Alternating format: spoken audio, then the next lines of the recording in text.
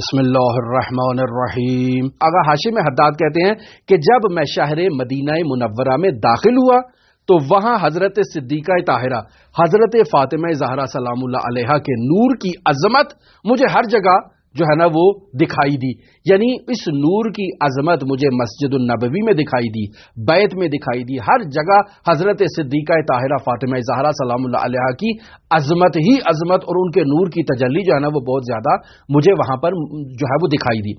آغا حداد اس مطلب کی توجیہ بھی کرتے ہیں، اس کی وضاحت بھی کرتے ہیں کہ در حقیقت حضرت صدیقہ طاہرہ فاطمہ زہرا سلام اللہ علیہا مقام نبوت، خصوصیات رسول خدا صلی اللہ علیہ وآلہ وسلم اور ان کے تمام درجات اور تمام مراتب میں حضرت صدیقہ طاہرہ فاطمہ زہرا ان کی تجلی ہیں، قلب مصطفیٰ ہیں، بضعت رسول ہیں۔ اس وجہ سے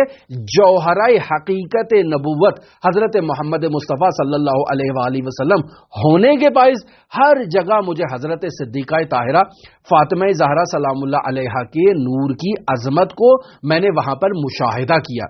تو یہ ایک عرفانی مطلب، ایک خاص مطلب جس کی طرف آغا ہاشم حداد نے اشارہ کیا، اور آخری مطلب جس کی طرف اشارہ کرتا چلوں کہ جب حضرت ہاشم حداد کم میں حضرت فاطمہ معصومہ سلام اللہ علیہا کی زیارت کے لیے تشریف لائے تو کہتے ہیں کہ کم میں بھی حضرت فاطمہ معصومہ کی